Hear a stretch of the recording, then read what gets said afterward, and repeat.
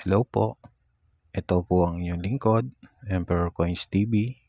Ako po ay nagpapasalamat sa aking mga subscriber dyan na patuloy na sumusuporta sa ating munting channel. Maraming salamat po. Share ko naman po sa inyo ngayon ang aking collection na 5 peso coin, year 1999, BSP. Ayon kay numista.com, may 2% po ito. Ang kanyang presyo sa ngayon ay para sa very fine, 5 peso and 50 centavo.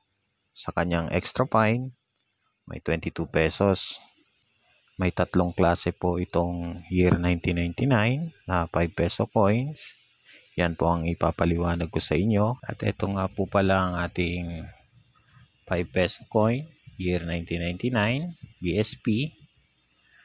At kung makikita nyo po ang kanyang harapan, ito pong Republika ng Pilipinas. Medyo makapal po siya at malapad yung lettering. At yung pangalawa naman po natin, medyo manipis po siya at medyo mapayat po ang kanyang lettering ng Republika ng Pilipinas. Ito naman pong pangatlo, makikita nyo po, medyo malapad po. At medyo makapal po yung kanyang lettering ng Republika ng Pilipinas.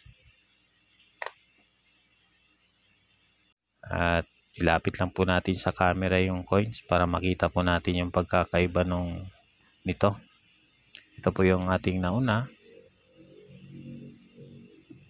Ito po yung pangalawa. At ito naman po yung pangatlo.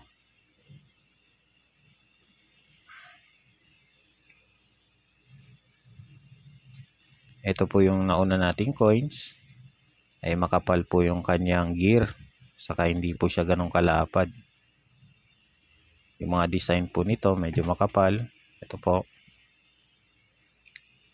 At yung pangalawa naman po natin, yung kanyang gear, medyo malapad po yan at manipis. Ganun din po yung design niya. Yung pangatlo naman po natin, yung kanyang gear din po, medyo malapad at manipis. Ganun din po dito yung design. Saka yung lettering po nito, itong nauna, medyo manipis po yan. Kagaya po nito. Itong pangalawa, medyo manipis. Pero yung pangatlo po natin ay makapal po. Makapal po siya. Tapos yung kaibahan pa po nito, itong unang coins po natin, yung 1993 po niya, at yung inner ring, yan po, medyo malapad po yung space niyan. Yung pangalawa naman po natin, yung 1993 niya, at yung inner ring niya, ayun din po. May distansya din po yan. At yung pangatlo naman po natin, ang kanyang 1993 at yung inner ring, medyo maliit po yan ang distansya.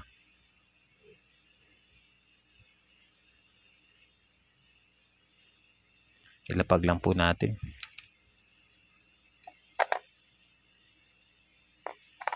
Sa year 1999 na 5 peso coins, sa ibang lugar po nito ay semi-hard to find. Sa iba naman po, halos mag-semi-hard to find po ito. At ito po yung kadalasan na makikita nyo po sa coins. Ganitong klase po yung forma.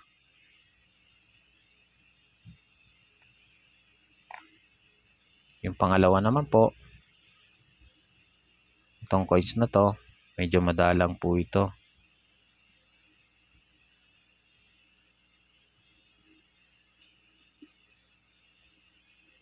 Yung pangatlo po natin, ito, hindi ko pa po alam kung marami nito.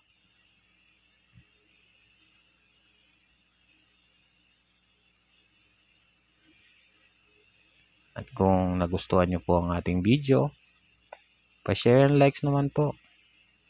Hanggang dito na lang. Emperor Coins, signing out.